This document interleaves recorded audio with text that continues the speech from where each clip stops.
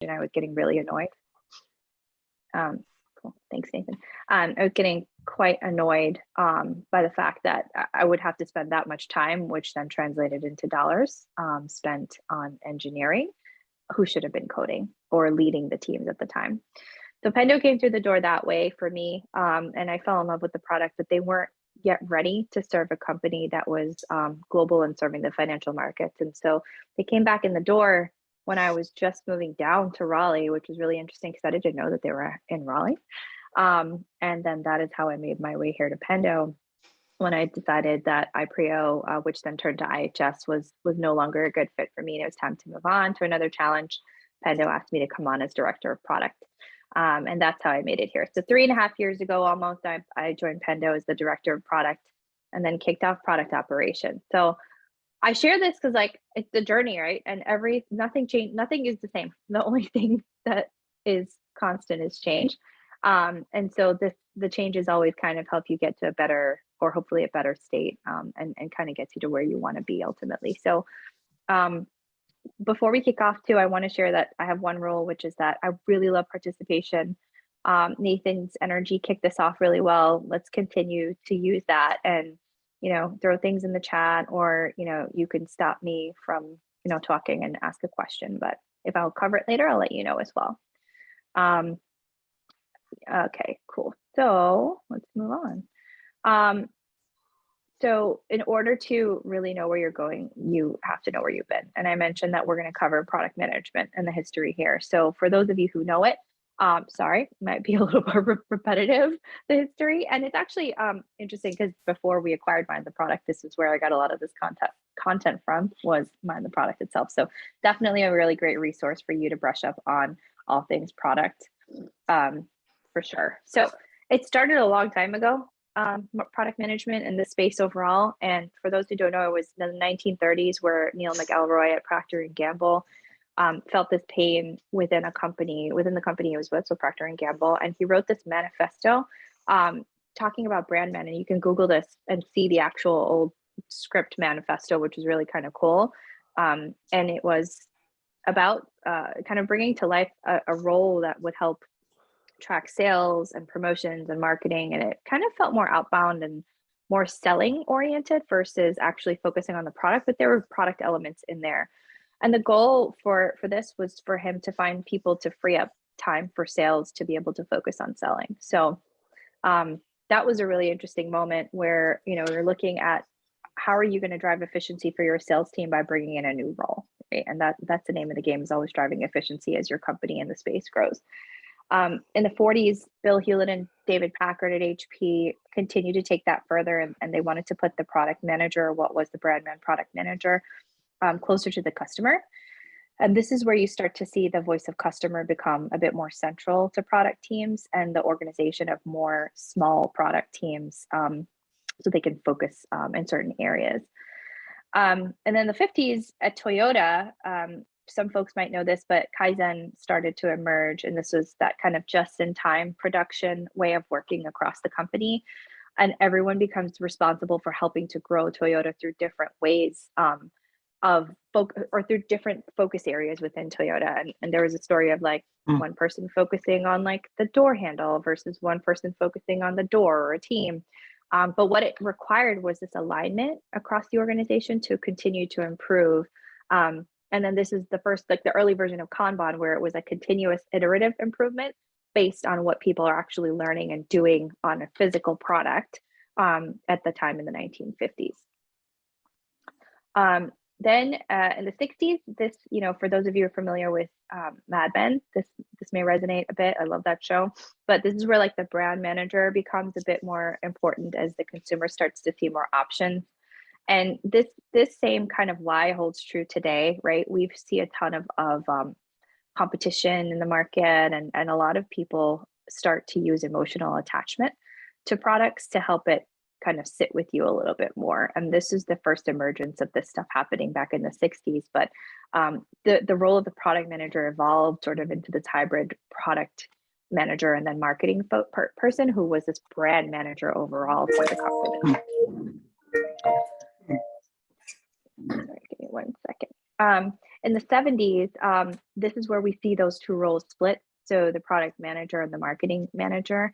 Um, Again, like if you think about when companies and roles and different types of industries start growing, there's always this moment in which you say, is this too much for one specific role and what are they accountable for?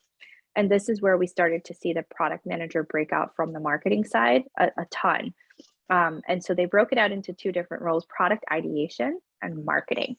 And still today, like there are a lot of companies, and I'd love to hear if this is happening in your world, where people are like, where does product marketing sit, product or marketing? So there's still kind of that, where does this role really truly fit? And generally it's based on the company and the goals of the folks at the top who are kind of driving what they're accountable for. But the why behind this was more accountability and focus again. Like marketing ended up focusing on brand awareness while product focused on more product, right? And developing that experience. And then the 80s, I'm getting closer to home or today. You think of the Intuit model, and this one I love because I'll share a story as to like why I love this one. The Intuit put together this Follow Me Home program, and this was a way for the product person to get closer to the customer and understand their behavior. And when I say understand their behavior, I don't mean just on the product, but around the product. And this is when we start to see an emergence of like product people really starting to understand pain a bit more, and it becomes core to that PM role, which is the thing we thrive off of. And I'll tell you my story. Like I mentioned, I accidentally fell into product when I was at Jeffries. I was in product marketing there. I was tasked with being the enablement person for the products that we were driving internally for our sales and research teams. And I was sent over in about 8 days of my time being there to London, not knowing much about the product and freaking out because I was nervous about like the space and the product itself. But my boss was like, "You got this, don't worry." And I remember sitting with a research analyst, and I was showing him what was supposed to be the big thing that they were using, which was the dashboard. Um, and how he was using it was really hard to understand because as I was watching him, he was like fielding calls on a turret, right? One of those systems that kind of fields all those calls that folks in finance have. He's messaging using our internal chat. He's picking up the phone, and then he's just sitting there really frustrated. And he's like, "Christine, I know you want me to use this thing. I get like why this thing is important, but like all I care about is having visibility into my team's calls so that I know what I do not have to pick up and what I do not have to pick up here and what I need to focus my energy on." And I was like, huh, like here we are, like this one widget that we had built on this dashboard was meant to help him have more insight into the calls he's having and help him stay on track. But it was more about his team to make sure that they were aligned. And so I went back to my hotel room and I drew it up and I took it back to my boss, Ed, at the time. And I was like, hey, the next morning, I was like, this is something that we might want to try. It seems like he's frustrated. There's so much going on around him. And Ed coded it and he was like, let's try it. And it became one of the number one used things on the product for the duration of the time that I was there, which was really awesome. And I thought that, well, I was hired under the thought that I was going to be enablement and then move into sales training and become really rich in New York City on Wall Street. But that didn't speak to me. I really didn't care for that kind of environment. And my boss said, do you want to do the product management thing? And I was like, I don't even know what it is, but like if it means I get to make the person's experience better and like drive people to this product, that's exactly what I want to do. And then that is my story of how I fell into product, and I haven't looked back since then. Just sharing that, and that was a cool moment for me. We move on into the 90s, and then like you see more of a separation again. The program manager and the engineer starts to come up a bit more because you're starting to see more companies adopt this way of working where they're having people focus more on the pain for the customer. But then if the people who are focusing on the pain are also expected to do the alignment of the work and then sometimes the coding, like there were PMs who were dual engineer PM. It's hard for them to focus on that. So it became this moment of like, let's make sure people break their focus and focus where they need to be. So one person understanding the business side and the why, and the other one actually building the thing that needs to happen, and somebody running the train. And then speaking of running the train, Agile starts to emerge in the 2000s. So this is when we start to see this awesome departure of waterfall, where, kind of old school way of building software big, thick manuals, getting it done, getting it out the door, and then like not really testing, which is really scary. I've seen that. I've actually operated in an environment that worked like that, and it's really not good. It's not good for teams and not good for the customer. But this is where we see incremental value delivery start to become more important to not just to teams, but to companies, because it really saves them a ton of back and forth and it saves them costs overall. And then in the 2010s, this is one of the moments I think that solidified the product management space in tech, which is when we start to see the CPO emerge and have a seat at the table driving bottom line goals and setting goals for the company with CEOs, with CROs and with CFOs, right? Really holding themselves accountable to driving bottom line forward for the company, right? And growing it. And this then means that their teams are also responsible in some way, shape, or form. And so data-driven decision making becomes more important because that's what fuels really great product teams to make decisions on where their efforts should be placed in order to drive those goals forward. So it all kind of centers around giving that, we always talk about like having a seat at the table. That's a really important moment for product, is when the CPO ended up having that seat. It wasn't just for them or the individual growing into it, it was for the world of product itself. And I know there's Canadian people on this call, so I'm hoping you're enjoying this. David is my favorite, but it is a lot to process.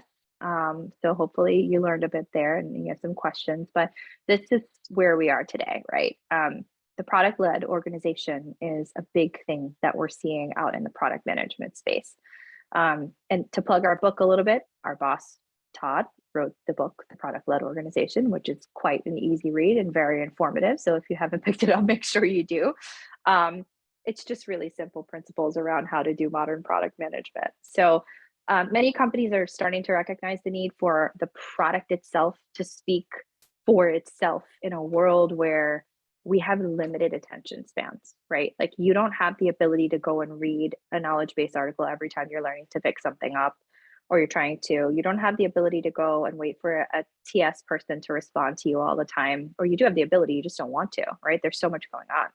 So how do we create an experience where the product is giving you what you need with limited human interaction, right? Where the company is giving you what you need with limited human interaction. And we're seeing this happen more and more because of the growth of just everything, like startups. A new startup has started to, like position themselves against an existing company that's like, when you think about Uber, Lyft, like, okay, there we go. There's two of them right there. There's like all these different social apps, right? Like, and everything just continues to evolve. So companies need to keep up and make sure that they're hooking their customers through that beautiful product-led experience. And the customers just like expect that perfection and speed in this world where like a lot more competitors are giving it to them. So that's all kind of like where we are today in state of product. And the other thing is, like, I share this, this was super important over the last 2 years, because of COVID in general, right? Choice became more prevalent. A lot of people took the opportunity to build something because they felt compelled to take the opportunity to build something. It's that simple. Like, we saw the emergence of really cool startups come up and really cool businesses that have started to thrive. And it's because people had flexibility and opportunity to do these things. So remote working was another shift that we saw. Loss of employees, we're still going through the great resignation right now, and people really trying to find their why in life.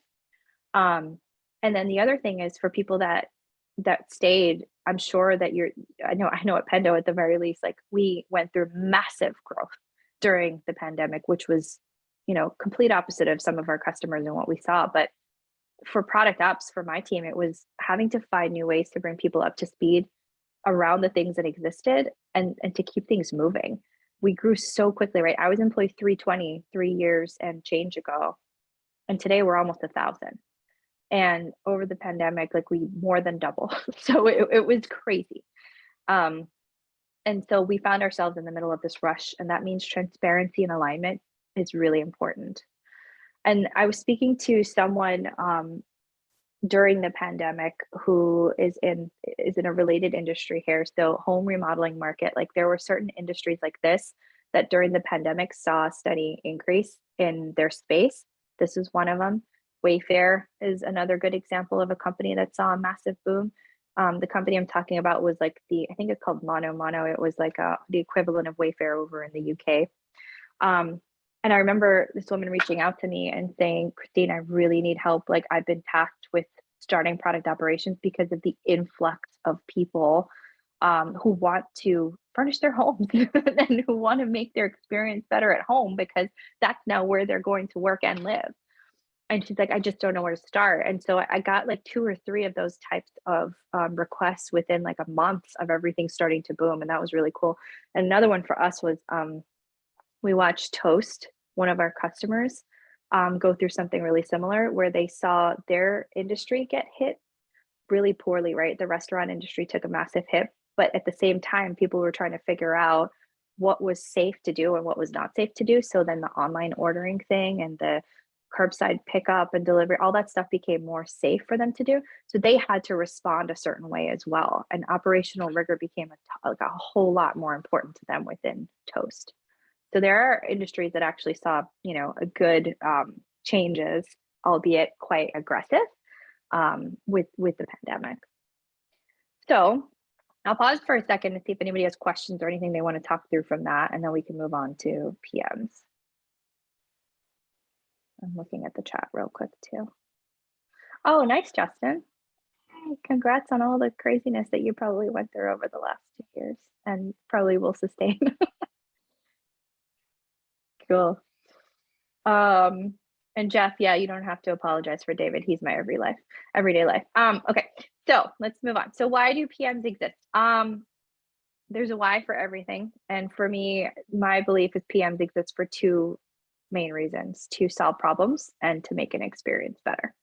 And for those of you who are leading teams on this call, think about what you're holding your product managers accountable for and your product teams accountable for. And if it doesn't align to solving the customer problem and making the overall experience better so that your company's bottom line is impacted, I'd like to hear like what else you're probably holding your team accountable for, or your product manager themselves.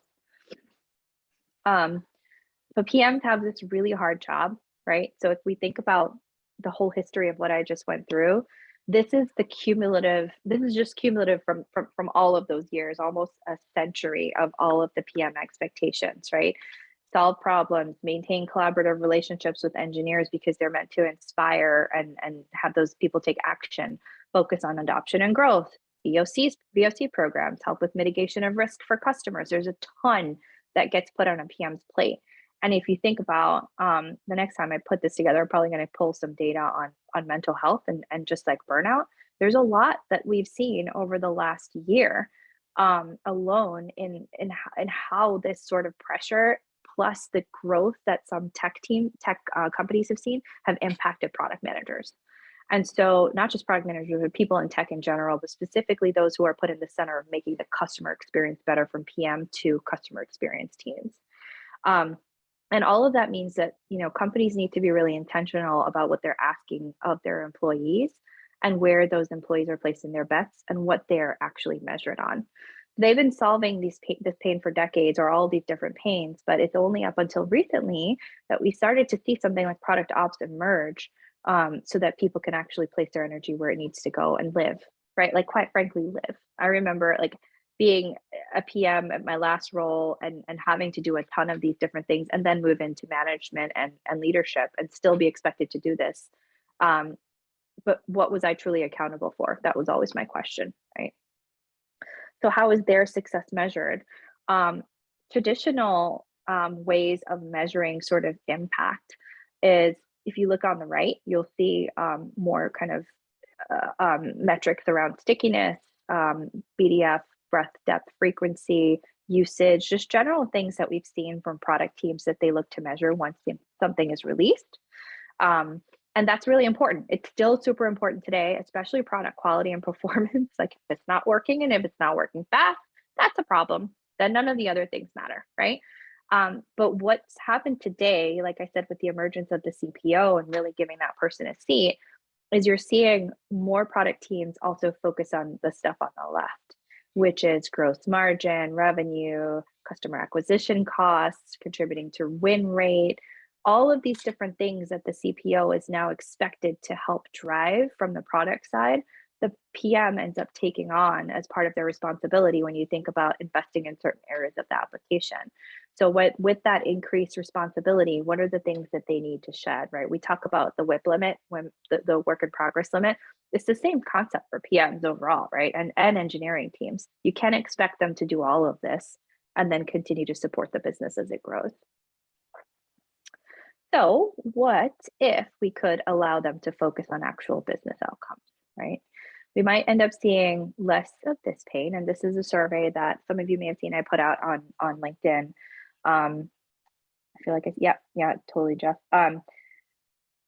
It's split almost equally here, but I asked folks like, what was the signal that your organization made it, you kind of felt like you were ready for product ops, and this was it, right? For Pendo, it was a mix of transparency and release and beta management. That was the pain I walked into kind of solving 8 months into me being here at Pendo, right? We had a launch that didn't go as planned.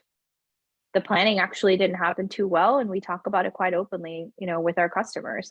We had to do a public apology that the thing that we released didn't meet our customers' expectations, and it was a significant portion of our application.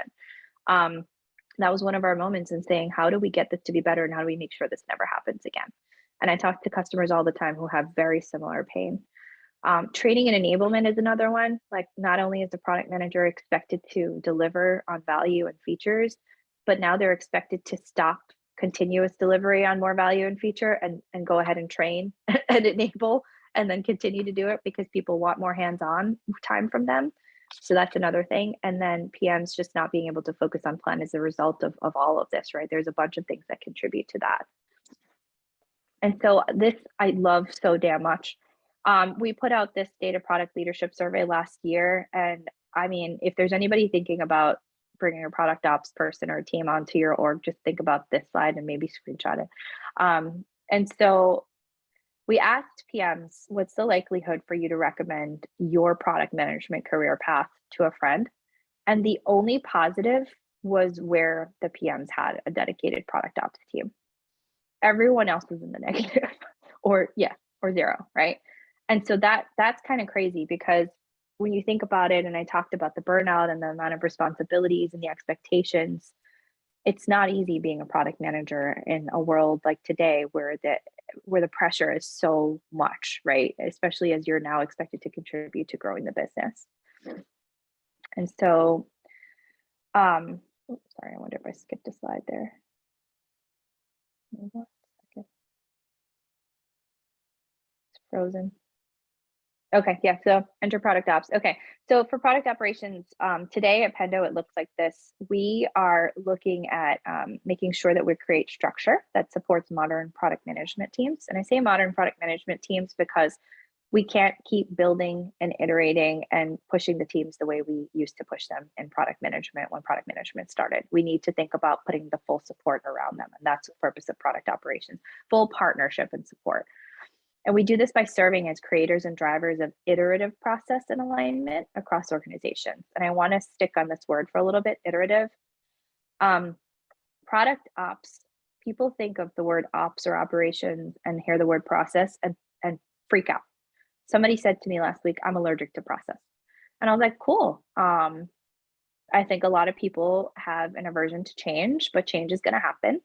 But the one thing that always helps with conversations internally, at least at Pendo, is that we always say none of this is written in stone. We're doing things to drive to a specific outcome. Some of these things are going to stay consistent, but we always commit to our customers who are our internal stakeholders, like sales, customer success, engineering, product, especially, that we will revisit the process, because Pendo's grown so much and all of your companies are growing and changing in different ways that you can't keep the same process sometimes even 6 months. Like, and I'm not saying blow it up completely. I'm saying like revisit whether it's serving the same reason, right, as you set out to serve it. An example is, let me give you guys a good example. We had to iterate on the way we handle customer feedback. We didn't have as many people in the organization when we first developed our feedback process. And we were able to handle a lot more because we didn't have that many people putting in feedback on behalf of customers. When the influx started coming in from customers themselves, we had to iterate and set different expectations on when we could handle the volume, or how much volume we can handle, and how we would respond to customers. And so it's very good because if you make it very clear and transparent to the people that you're serving why it is that you need to change something, and then constantly show them the value of the thing that you're doing by iterating on that process. And so I get asked, like, what's the difference? What do we do versus product managers? And so for product managers and product ops, we both deliver on outcomes and experience. But one for me is distinctly and clearly through building features in the product and producing value through the product features, versus product operations doing the value through process communication and systems. So things like making sure that you're managing a good voice of customer process, release and beta management. All of that stuff comes from one central team within your product team that's then partnering with your product managers as they push new value out through the product. And I put another poll out. I have a couple of them here, but one of them that I shot out was, for people who are thinking about moving into product ops, or folks that did, where were they? And it was nice because this was surprising to me. I didn't speak to too many people at the time that actually came from product management. So something to me was telling there. I'm like, I don't know if they're not saying it or they don't want to share it. I didn't know like why folks wouldn't say they're coming from product management. It's a great background to have if you're moving into product ops, because you know what pain to focus on right away, and you know what measurements you're going to need to help move for your CPO at the end of the day, right? And what you're contributing to. You also are the person who ends up reminding people what the prize is, like what are you focused on. And that's really good in a neutral way, because everybody's trying to focus on winning for the business, but product managers are doing something, CS is doing something, and you're sitting in the middle of it trying to build empathy across that aisle. Another discipline came up second, and this was comprised of more management, consulting, training, education. None of that surprised me. Folks who are in change management and enablement and education thrive in this stuff because it's more process driven and a bit more iterative too when it comes to management consulting. And can it be confusing? Yeah. To this day, I haven't done an event or talked to people where they're like, are there blurred lines with product ops with anyone else? Yes, there are. Particularly if you didn't have dedicated roles before product operations started in the product ops people and let's say product marketing, for example. I hear a ton of that, right? Like people are saying, hey, product marketing is doing all of these campaigns and whatnot. Is this something product ops would do? There's blurred lines, but there's also the concept of, again, going back to like, what does the product marketing manager have to focus on in order to hit their goals? What are they being measured on? Is it training and readiness for customer success? Or is it growing into a new customer base and growing within the existing customer base by providing value and teaching teams how to upsell, how to cross-sell, how to drive more engagement in the application so that people can build virality within their own organizations? That's not stuff that product ops does. That's stuff that product marketing does. So it's really taking a hard look at what you want those teams to be accountable for and setting your boundaries around there. Product management itself is probably where the blurriest line is, and that's okay. We're at a place today where the space is new. And so it's about really being transparent with your leadership on what they want to hold product managers accountable for and what outcomes they want to drive from the collective team, and figuring out who's best placed to do that. Cool. And then with this one, it's just kind of giving an example of, or giving a sample of the differences. So product management, again, solves customer pain through product outcomes, while product ops does internal customer and stakeholder pain around product delivery, like managing the betas and the releases, the trainings, and all of that stuff. When I say managing releases, I want to be clear and say that that's not agile delivery. That's not us sitting there with the teams and making sure that sprint by sprint there's planning. This is making sure that all parties are aligned to getting a release out the door from an enablement perspective, from documentation, from a systems perspective, all of that stuff, not from the planning side from the agile perspective. So that is now becoming quite a blurred line. I'm not going to lie. Seeing that emerge quite a bit.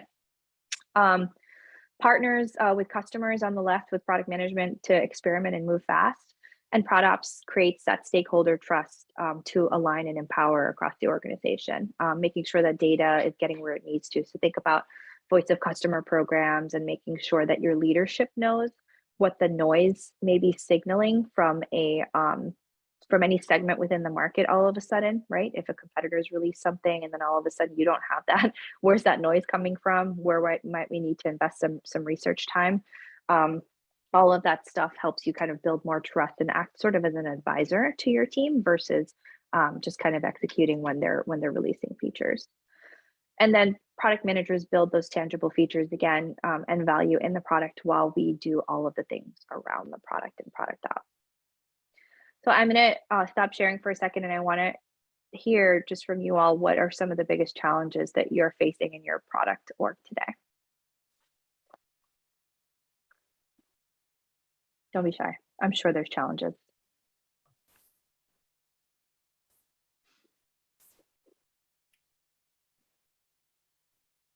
All right, who's gonna go? I'm gonna. I can go. I think one of the ones that I'm facing is timely delivery.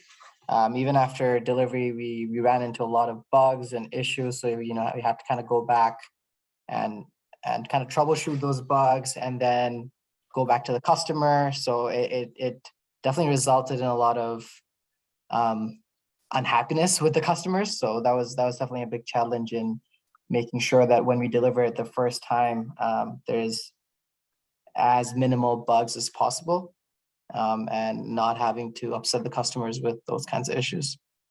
Yeah.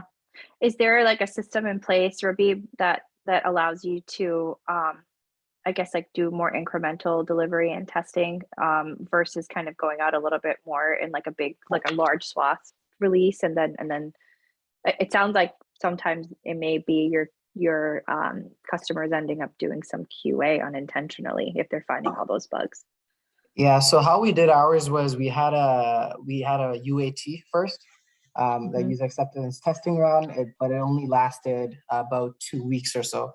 And now that if I'm thinking of a retrospectively, we should have had it for a longer time, so we'd actually have time to sit down and collect all those. An incremental approach would have also been nice, but when I joined the organization, the product was already at that stage where it was almost close to being released to the customer. So again, going back to the drawing board, if we were to do it again, we'd do it in a more agile format where we're delivering value on a 2-week or 4-week sprint, whatever we decide, to the customer, so that bugs don't appear at the very end when it's already released to the customer. Yeah, I hear you. And that was like, I felt that similar pain. I told you about the launch that didn't go so well. And it was all about really setting expectations. So one, there's the agile delivery and the planning process that would help kind of set expectations on what would be delivered when. But the second thing is setting expectations with the stakeholders on what are the goals that you're tracking. If you're delivering a first piece of value within 4 weeks, like how long are you going to be in that period of collecting feedback, and then how quickly can you make iterations based on that feedback and addressing those bugs so that they build confidence.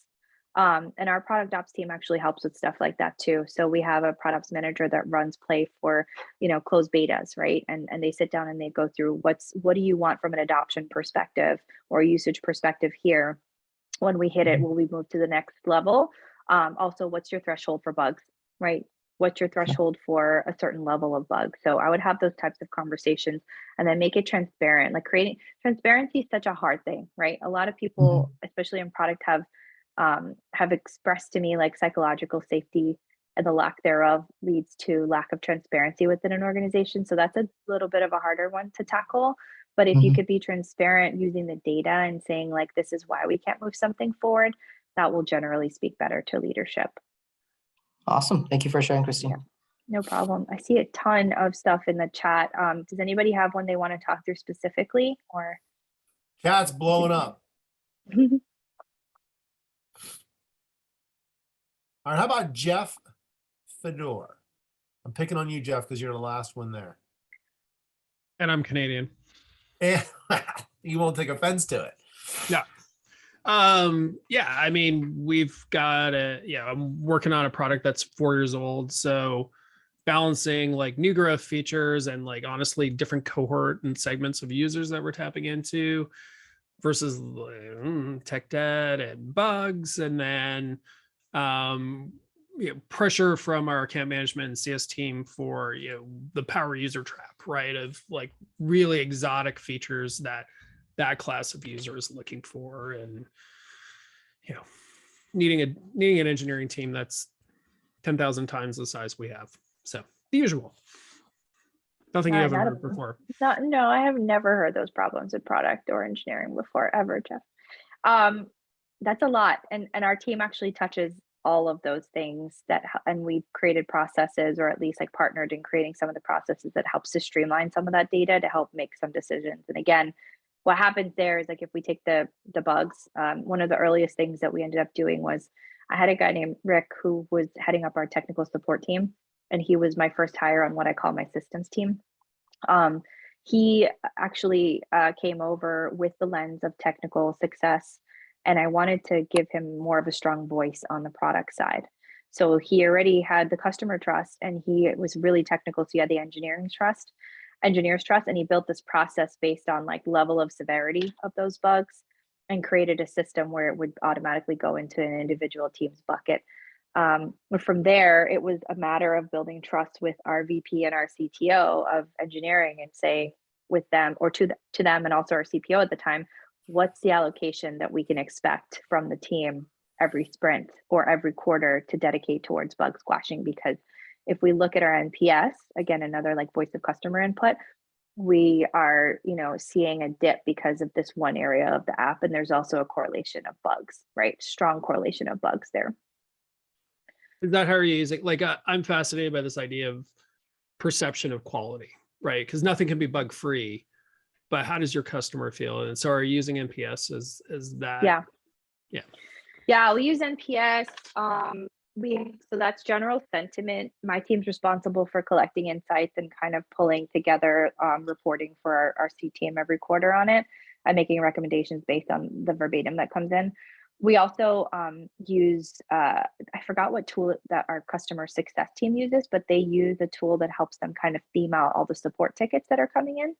And the nice thing is, like, sometimes we'll see support tickets come in for an area of the product that is actually not something related to a bug. It's more related to a usability or like a discoverability feature. And so we would generally throw like a tooltip up to guide a user through to get them to where and it would just decrease the amount of tickets there. That's one way for us to take a look at what's going on. Yeah. Good question. And then what's the other one? I saw you had another piece, another part of it. I feel like I missed it. Yeah, my team ends up kind of going through again, like, and kind of combing through the pain. One thing I will share is, like, when you start a product ops team or you have someone just focusing on that role for the first time, everybody's going to want to throw everything at them and have them do everything right away. So my ask to all of you is to please prioritize that pain, and really think about what's going to help first, like what's going to move the needle first, and give them no more than 2 or 3 things to work on, depending on the person and the strength of that team. Because they're there to help, but they can only do so much in a short amount of time. I see a question on the voice of customer. Extra vote. Stephen Delaney sat on processing the many touch points of the voice of customer to make it actionable. Yeah. Oh man, this is a big one. And that's the biggest problem I have at the moment, because the volume is insane. Social media, you mentioned NPS, a little bit easier, but intercom is just the bugs. It's just overwhelming. And how to make it actionable and usable for the product team. We have to theme it out in order to make it actionable and usable. Like that's it. And so it depends on like what tools you're using, or what, if you have systems in place. We ended up realizing that, like, our customer, we have our own feedback portal. Pendo collects feedback in feedback, which is Pendo's. But we have ways of tagging it and quickly saying, okay, here's everything related to guides, and the designer specifically, go and take a look at all your feedback. But it at some point there was so much, I think the volume makes it unactionable, like or not actionable, like you're saying. Yeah. So what we did was we said, we know there's a ton of issues coming, not issues, a ton of feedback here.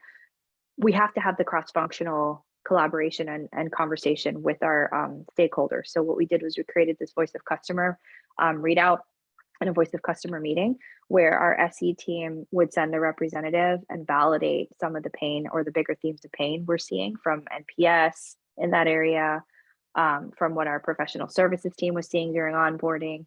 So what that did was it not only helped us to surface common themes across each group of people representing different customers, but it also helped them to have a conversation. Sometimes some of them were screaming louder for something that, and the other one was like, yeah, we really don't need that. We need something else post sales, right?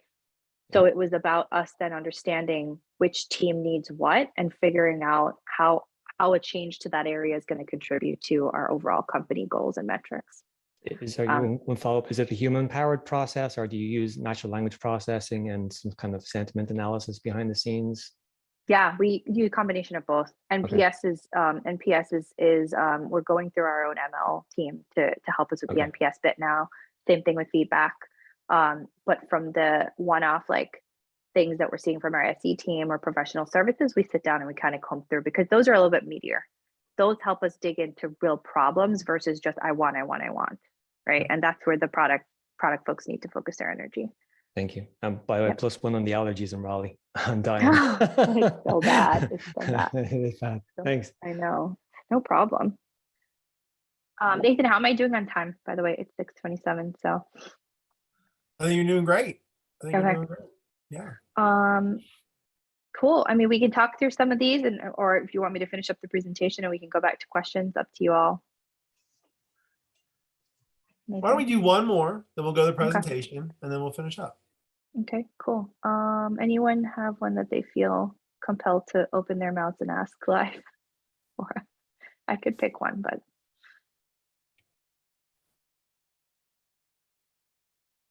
okay. Let's see. I like the one. There was one about always looking for product market fit. And I think that's obviously an interesting challenge. Yeah, that goes beyond the realms of product operations. I think that that's about really honing in on the right problem. We actually, we've definitely seen customers go through this before, and it's all about being able to test quickly and then test the market quickly to see if your product is viable, if it's something that people are going to be upset if it gets taken away. Right. There's a product market fit survey that we threw up once just to make sure that we were okay, even though we were kind of already in the game. Right. And it was just a 3-question survey using Pendo that was how would you be I forgot exactly what it was, how unsatisfied would you be if we were to take this away from you? And then like what would make this better? And then what pain do you use this product to solve or something? And overwhelmingly it was fine. Like it was in the positive that the people would be dissatisfied if we took it away. But it does take a bit of testing and iterating and really kind of leaning into what are others doing in this space that seems to work. I don't really have like a full definitive answer for you, especially because this was more focused on product ops, and we wouldn't come into this except for probably collecting a bit more customer feedback and helping to drive towards the goals of adoption. I guess maybe there is a bit there, like driving towards the goals of adoption and constantly staying on top of those and making sure that you're seeing where there's any sort of friction points or drop-offs with your product as you're looking for product market fit, as you're testing an early version. That's another area for prod ops to come in and help with. But the PM also, by nature, when you're early in a product, should be super close to everything going on. That is my fundamental belief, right? Like if you're still in the product market fit area, your PM needs to have a more close pulse or read on what's going on within their world to make sure that they're capturing all of that feedback. Good question. Keeping an ever-growing number of teams aligned is another one. Like that's never going to stop being a problem. And it's to me, I've realized that it's not so much about the number of teams as it is about helping teams understand how to manage change. And making sure that people feel comfortable that there may be changes as the teams start to grow a bit more in order to streamline all of the information that those teams need to share across each other and then back up to management. So it's about really having strong change management processes or people in place to help move that forward, and then making sure that your agile team and your product ops teams are also taking inventory. Again, I mentioned iterative process. Making sure that they're doing what's right for the teams as they grow versus doing what's right for where they were when they started that process. All right, I'm going to pop back into my presentation and just finish up. Very good. Okay, cool. So, one thing that people are probably curious about is like, what focus areas does the product ops team have? And generally this is what we're seeing, right? We do most of these things at Pendo, and this is what we're seeing across our customer base. Healthy product planning, really making sure that you're getting into ideation and stakeholder alignment early. Again, I mentioned drawing the line between doing the planning around sprints and breaking them down into stories, not for us. Definitely lean on your agile partners if you have them to do that, or if you have a tech lead running that, that's perfectly fine too. Beta management and release management. So, making sure that you're going after the right customers to make sure you're testing something. Definitely going after the ones that are screaming the loudest about being unhappy with a certain area of the product and setting expectations with them so you get the best feedback versus going after the ones you're going to be happy, are going to be generally happy with you. Release management processes that kind of kind of goes down to like the enablement effort, making sure that your launch checklists are ready to go. You're aligning the right people, product marketing, especially when it comes to big outbound campaigns. Voice of customer programs. Again, we could get into another whole product tank about managing voice of customer things. Nathan, there's an idea.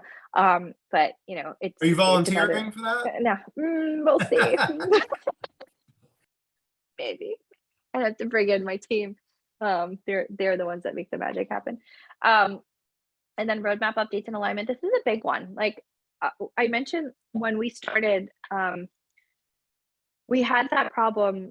It was a good problem of everybody throwing everything at us at the same time. And we put out a poll to our PMs asking where a lot of their time was being spent, and like on a scale of 1 to 5, how much time is being spent with the revenue team on repeat questions about your roadmap, how much time is being spent with the TS team on fielding these types of questions. And that was our way of measuring, okay, well, they're in the 5 now, like we want them to be in the 1 by the end of Q2, right?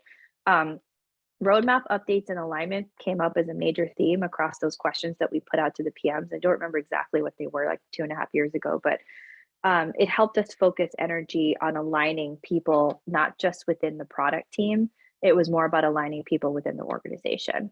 And what happened there was our first customer was the product manager, because we were looking to solve for giving them back as much time as possible to do those two things I said very well. What ended up happening was we were serving the revenue team just as much as the product manager, because they were craving that alignment and they were craving the transparency so that they could do their jobs and really speak to customers in a more well-informed manner. So that was really cool. And system and tool ownership, we have one team that under ProdOps that takes all the metadata from Salesforce into Pendo and makes sure that all of the magic happens there as an example of systems and tools. They also work with Trey workflows, making sure that they're getting things out the door and getting data where it needs to go. And Looker, like all basically the systems that we have touching Pendo or our Pendo ecosystem, that team's responsible for and making sure that everything's up and running. There are also the folks that help with any sort of ML efforts that we have going on, which is really cool. What ends up happening is the product ops team ends up being the first customer for the PM, which is really neat. So like it's vice versa. They'll put stuff out and then we'll test it, or we're going to be the first people to use it. So we feel that pain before the product, before the customer does. And things like ML or some things that we're working on, kind of upping the game on our side with. Content and education, we fully own our knowledge base and are crafting our walkthroughs and tooltips and education in the app with our UX team. And so that's another piece of ownership for us, or another area of ownership. And then data rigor, just really making sure that you have on hand for your CPO or your head of product at any given moment what something looks like in a certain space from a voice of customer perspective or from a risk perspective or something like that, because that person is going to want to know how the product's impacting that one area at any given point. And also help them understand what trade-offs might look like if they're looking to make a big product trade-off at the end of the day. And then for skills, we're seeing, this is really important for product people in general, but product ops people need to be super empathetic. Like if you are not going to be in a position where you can understand what's going on the other side and help them understand what's happening on the other, equally so, it's probably not a good role for you. You got to be neutral and make sure that you are drawing everything back to, okay, totally get that. we have to make sure that we're continuously focusing on the goals that we're executing on together. But I get exactly, like what your struggle is. Focus on data, making sure that you're always bringing data to the table, because that always, I would say, like, treat data like currency, like it's true currency and it doesn't lie, right? So make sure that you bring that to the table as much as you can. Be process driven, but iterative. I said that 2 times already. Make sure you're focused on that. Be super flexible related to the above. Super strong communicator, because they have to make sure that at any given time, especially if they become the first person that people go to for a product area, that they're articulate and they're able to make sure that customers understand value just as much as internal people do in some way, shape, or form. Trustworthy. I put this in here because this role is new. And with any new role where people are questioning whether this role belongs, some piece of the role belongs to them anymore, having somebody who's trustworthy creates this bond between them and the product manager or the product marketing manager or whoever it is, where it's all about partnership and executing together versus about me executing on this and you taking this. And it's less about that and more about making sure it's a team effort. So one of the things we worked on first was trust exercises with our product managers and making sure they understood what our purpose was, which was to serve as that amplifier of their work and serve as that extension for them, and also make sure that we were the buffer whenever we needed to be. And that means also being a really strong collaborator and understanding what's going on at any given point in time within the unit of product that you serve. All right, I'm done. That's the presentation, and we can go back to questions. Wow, there's still a lot of people on this call. Yeah, there's a good question from Sarah Kirk. Sarah, do you want me to read it or do you want to unmute? I'm putting you on the spot, Sarah, as you turn your camera back on. Yeah, I guess I'm just wondering, like, I'm not sure if you mentioned it, but Appenda, to which org or group do you report into? And then, like, what's your team composition look like? Like, how many people do you have? And are different people assigned to different functions within kind of what you're talking about? Really great question. Yes, so we started with just me, and we iterated every 6 months-ish on how we were structuring the team, because everybody's skill set varied, but then some people's skill sets were similar.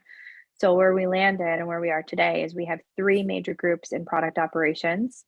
So we'll start there. One is the alignment team that's responsible for release readiness and aligning people around the roadmap and training and all that stuff. So think about all the efforts that go into aligning people to something common so that they can do their part.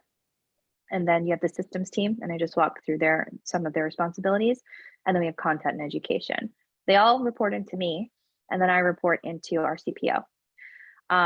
And what I've seen and what I've heard from customers is, where should product ops report into? And I've seen 1 or 2 times where product operations reported into customer success. And I challenge that, because if you go back to the beginning of the presentation when I walked you through the history, you're really there to make sure that you're contributing to the outcomes that are happening around the product. And that happens when you have the buy-in from your CPO and you have the direction from your product leader. And you have that person having your back in the work that you're executing on. If you're tied to a revenue org, you're generally tied to the revenue and what's going on to drive that only, versus the overall experience and what's happening across the board. And folks in revenue will tend to have to, by nature, chase what's coming down the pipe and screaming a little bit louder. A great question. Thanks, Sarah. I see Stephen Delaney has another question. Yeah. Stephen, you want to unmute? You want to read it? Yeah, just looking to see, is there such a thing as a product ops maturity model that you might recommend, or have you written one? So kind of like stages of, where do I start? Where do I need to get? Where am I? Where do I need to get to? How do I get there? No, but I'm taking a note and I'm going to go ahead and do that. Oh, thank you. Can you email it to me? Yeah. Ah, totally. A good blog. No, I did, because I did DevOps. I'm familiar with DevOps and site reliability engineering specifically, and it's a very useful tool to be able to assess where you are and where you need to get to. Thank you. I like that. I'm going to give you credit for Thanks. giving me that idea. Cool. You can be a co-author of the book. There you go. Yeah, thank you. All right. Cassandra. Yeah, so I'd love to second Stephen's contribution because that'd be great if I could also have you email to me, even though I'm in Awesome. Canada. Please don't. Yeah. So a question for you in a similar vein. So I'm actually a product operations specialist at my organization. I am the one and only. And I'm curious what you see as like the skill path towards like really honing that skill. And do you see like product operations really falling into the three buckets that you say you have your team in with, what was it, alignment, systems, and content and education? Or is there room to kind of be more breadth and span more than one of those like three pillars, if you will? Yeah, I actually have one person, the head of the systems team, who spans between kind of the alignment piece or voice of customer part of alignment and then the systems piece. And it's because he's helping to analyze the data and make sense of a lot of it. So I think that there are instances where people can do more than one of the verticals that they're aligned to. I also have people that can write really great content, and they're sitting in the alignment team, right? They're strong communicators, and they're tasked at times with getting through the walkthroughs and the onboarding stuff for new customers. So I think totally, like if I don't think anybody in any role in any company should be restricted to only that if they can offer something else that's going to help a team move faster. It's just also about making sure you prioritize where people's efforts go, right? So they know where their priority should be, but if they can help contribute to another overarching goal, then why not? That's always my take on it. Okay. Mario's got a good question. Yeah, it's a great question. Mario, do you want to read your question out? Sure. So we have and you mentioned customer success. So where I work, we have a fairly sizable customer success team.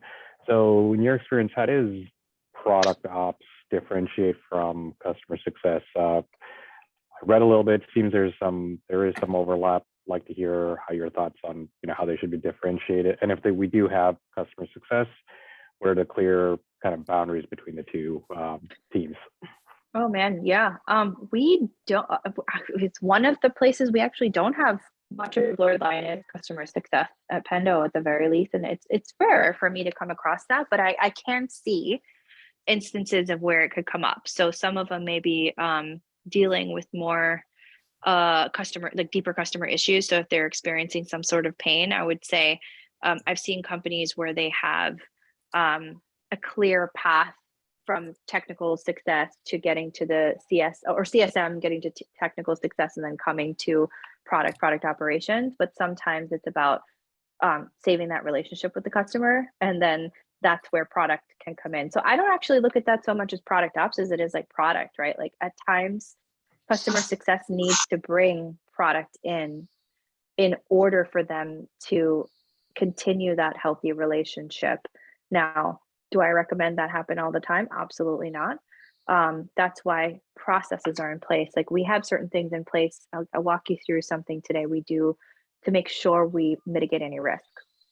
If a customer feels like they're not happy, right? We have certain things that we've trained up our CSMs on to make sure that they're aware, hey, this sounds like it could be a deal for a big deal for one of these customers, right? We have a process called risk that we raise it to the product ops team. We monitor that. We make sure that we also take a look at the history of the customer from a technical success perspective and tickets, make sure that we've alleviated any extra stress. And then we talk about, okay, cool. Like, where are they in their journey with Pendo? What are their goals? Maybe it's a change in goals on their side that's maybe increasing some frustration in our product, right? We're not staying the same, neither are they. So do they need more visibility into our roadmap? Do we need to have a conversation about our vision and strategy to help them feel comfortable and confident that this partnership's still good for them? And that's how we take those kind of things on. But we don't really see too much of like, hey, let's just throw product on the call, because I'm also the you're not just throwing product on the call person. Yeah, there's things in place to make sure that doesn't always happen. Okay, but they're still bringing you in, like you mentioned, like the roadmaps and everything, and like the CS team is still bringing you the product ops, and if I understand correctly, your team has authority to speak on the roadmap, right? We do. Yeah, we do. We prefer for our product managers to speak to their roadmaps. We prefer for our product leadership to speak to our roadmaps. Like I do it a ton.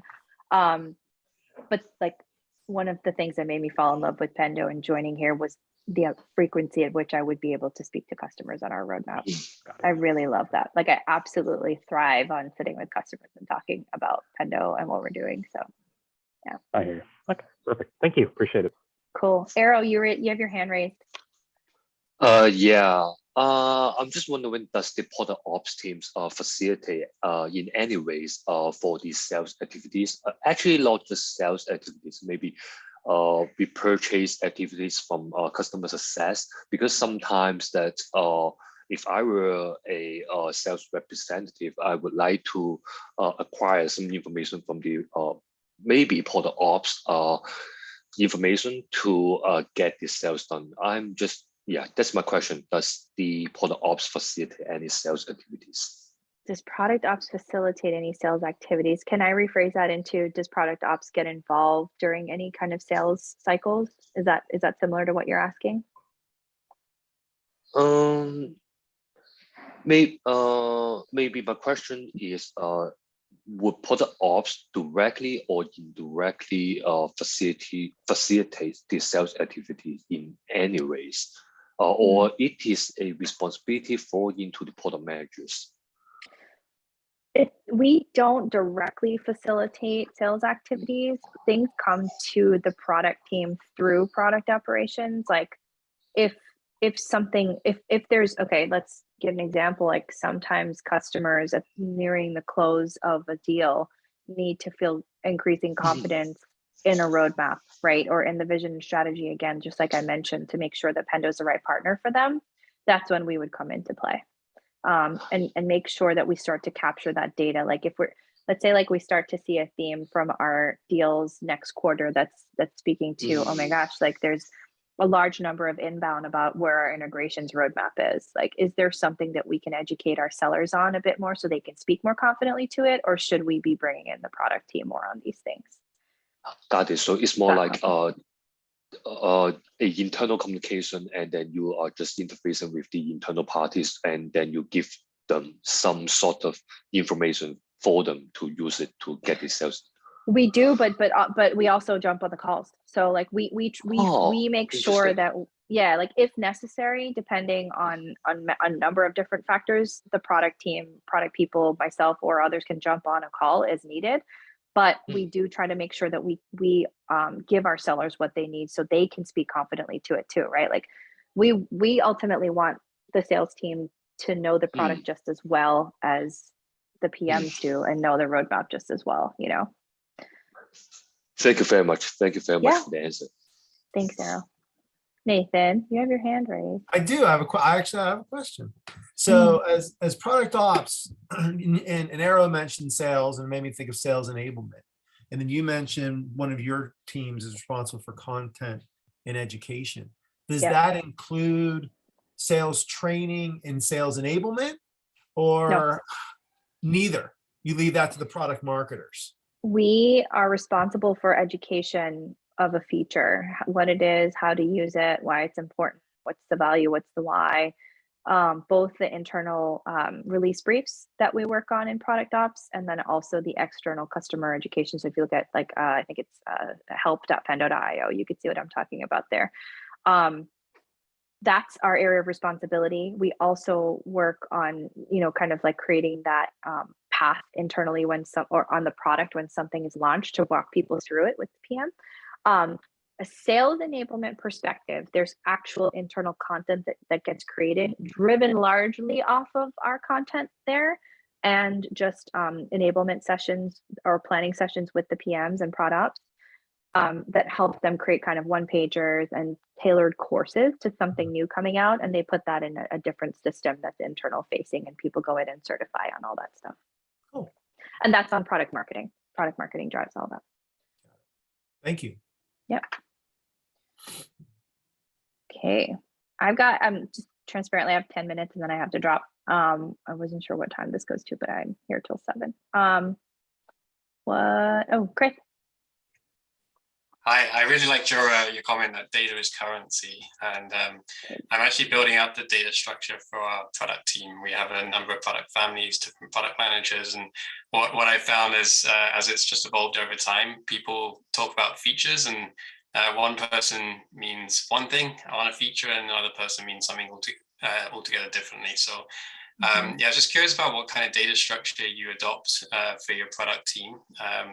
Do you version control everything? Do you document kind of which levels of the hierarchy do you put, do you standardize on?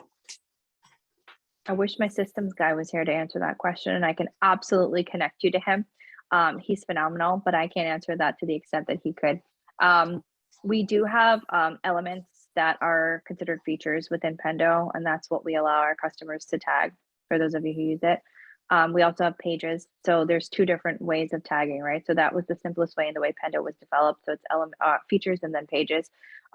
A collection of features or collection of elements for those out there who are calling it elements would kind of go into something that's more of like an event. So what is that event you're tracking against that feature, right? Like, is this collective set of elements making it possible for you to execute on one thing? So that's another way for us to organize all of that. And that's a group of different either pages or features that we allow for collection in our app. At the extent of what I can answer for you, Chris. I'm gonna connect you if you want on LinkedIn to our head of systems, and he can actually help you understand that world a little bit more. Yeah, that'd be wonderful. Thanks. Yeah, just make sure you connect with me, okay? Yeah. Cool. Thoughts on Marty Kagan's criticism? Oh, Jeff, that's a strong one to come in. Such a strong one, but I appreciate you asking. A prior leader of mine once said that if you are not being challenged in doing something new, you're not doing it right. And I would say that anything that comes in and rocks the boat for something that's existed for a while is going to have questions thrown at them. And I think that he challenged it in a really good way. And he brought to light exactly some of the points that I was saying in this presentation, which is that you cannot be driven solely by process that is hardcore process. You have to stay iterative, and you have to make sure that you are focused on driving company goals is the way I position it. And if you're going to continue to drive the process forward, you're going to forget the people element. You're going to forget the goals behind it. I've seen folks in the past drive process for the sake of driving process because that is their role. And that never ends up working out well because they're leaning into what they themselves were brought in to do, but not leaning into what the company needs to do as a result of having them there. And so I love that he brought that to light. I actually think it was really healthy, and it's a good time to bring it to light because it's brought up this massively awesome discussion within the product community. And it's also a nice thing because I think part of his article focused on how we train up our PMs, right? I think there was a part of it around making sure that the directors and like managers are training people on how to do process the right way. And so that's another great point of discussion for the product community at large is, are you now, because we have the CPOs driving bottom line and all these goals around company metrics and company revenue goals, are you expecting the directors who are coming in with their own ways of working to do it differently for their product teams? Or are you expecting them to work with someone who's going to help you understand what's working for the company and then let them help you bring people on board, right? A really healthy discussion and a really good time for that question to come up and his challenge. I welcomed it. Yeah.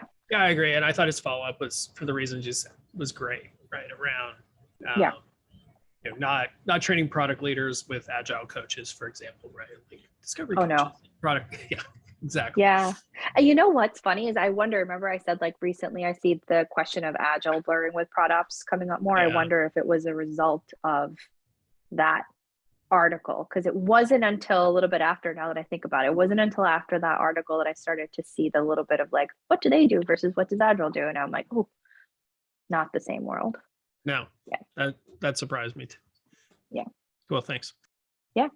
So I think we call it there. Like that was, first of all, Jeff, that was a very un-Canadian question to ask. I felt there was a really mild sense of Americanism in that question. I work for an American company, so maybe well, you're learning the way of the Americans. So I appreciate that. But I say we call it there, and I think we light it up with your favorite reaction for Christine, because that was amazing. So light it up with your reaction for her.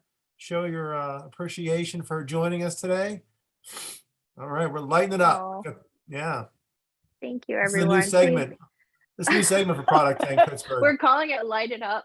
Light them up. I'll make sure we pass that to our Mind the Product people. Like we just created a new segment called Light It Up on Product Tank. This is what Love we're it. doing going forward. Make sure that you all connect with me. I'm easy to find on LinkedIn just by my name. And I'd love to hear journey stories. Like if you're building it out new, and you're challenged with something, like I just kind of would love to hear how you're thinking about it and what you're learning along the way. I think the only way we can grow something new is to grow it together. And the only way you could do that is by sharing it with the community. So feel free to use me as a resource as well to tap into other product ops people. There are a lot of people trying to grow this thing and push product and make product management itself even more beautiful than it already is. So thanks for the time, everyone. Oh, and thank you, Christine, for giving us an hour and a half of your Tuesday evening. We really appreciate it. Yeah, no problem. I enjoyed it. All right, everybody, look, two things. If you're in Pittsburgh, I better see you at the Dick's Sporting Goods headquarters on Saturday, April 2nd. So that's that. And then if you're in Pittsburgh again, so sorry, everybody, we're in person next month, April 28th. Remember, we're going to determine if Bally's studio is really a studio. So good stuff coming down the pike here. And again, we're going to be virtual and in person kind of on and off throughout the next year. So stay tuned, those of you not in Pittsburgh, for the next virtual one. With that, thank you, Christine, and thank you, everyone. Have a great night. Thank you, Kristen. Thank you. Thanks, guys. Bye. Thank you. Thank you. Bye.